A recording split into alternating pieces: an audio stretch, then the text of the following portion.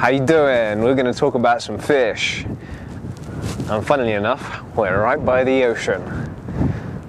It's not even the ocean, it's a river. Well, salmons do spawn in rivers. The Scottish Environment Protection Agency has called for a major overhaul on the Scottish salmon farming industry. Ooh. There are two fish farming companies in Scotland that are run by Norwegians, of all people, called Marine Harvest and Scottish Sea. Apparently, those two companies provide 10,000 jobs and £620 million to the Scottish economy, which is good. There are two issues currently with the practices of those two companies.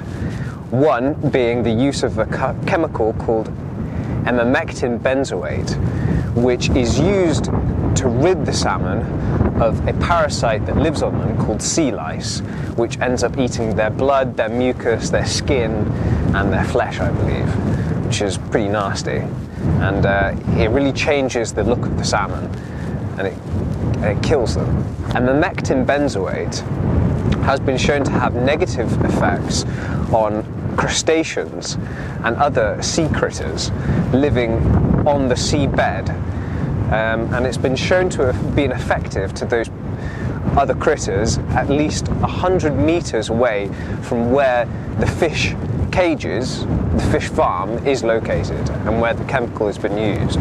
The really sad thing is that the natural wild salmon from around the area, the numbers of the wild Atlantic salmon population has halved since the 1960s due to the increase in the sea lice from the fish farming cultivation. There are other ways of getting rid of the sea lice, such as using cleaner fish, which are basically another species of fish that eat the sea lice off the salmon inside of the fish farm, instead of using the chemical so it doesn't affect the other crustaceans and other sea life, or using mechanical processes to take the lice off the fish once they've been caught.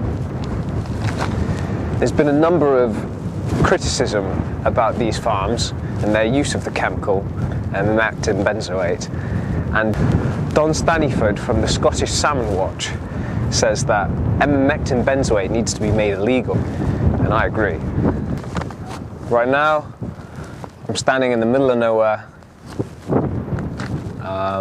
because I don't like talking in front of the camera in front of people, and yeah, this place is pretty much empty. And it's got some nice views. I hope you agree. Well, maybe you're wondering why I don't film inside. Because I don't. Because I film outside. All right? Good. I'm glad you like it. My dog likes being outside as well. And I like being outside. So there. In traditional Chinese medicine, you might have known that tiger bones and rhino horns are used to treat certain ailments. And well, for the last 25 years, China has banned these two items to be used in the traditional side of their medicine. However, they've just reversed that ban. Rhino horn apparently is used in their medicine for fevers, gout, and apparently food poisoning.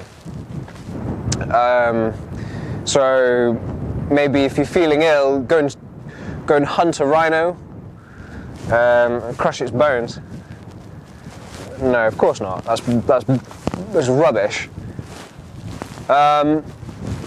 And tiger bones apparently are used.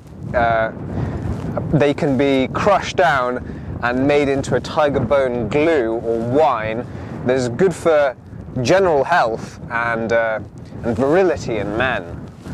So if you don't know what virility is, Google it, because I think it's a bit inappropriate for me to explain it. There's been no proven benefit of the use of these products. Hey, China has legalized the use of the bones and whatnot for medical research and healing purposes. And they're to be used by certified doctors in certified hospitals. So there are some regulations, and apparently the bones are sourced from animals that are specifically bred in captivity, excluding zoos, and they're not from rhinos and tigers in the wild. However, as you know, in the business world, if somebody offers you the same product at a cheaper price, you might feel tempted to go and purchase that product from the other guy. Where in this situation, there could be a black market established with these bones, and I mean there might be illegal purchase of bones sourced from wild animals, not the ones bred in captivity, offered to doctors, shady doctors, at a cut price, which is possible and is most likely to happen, and it's pretty sad, really. This change of the law has come pretty much out of the blue, and there was no real warning for it. And experts say that the reverse on the ban has come from an attempt to stimulate the popularity and growth of traditional Chinese medicine as an alternative to Western medicine. And Chinese medicine is currently being promoted in Zimbabwe and Nepal quite heavily. Peter Knight, a chap from Wild Aid charity, said that a few people will profit heavily from this new ban reversal, at the cost of perhaps a species.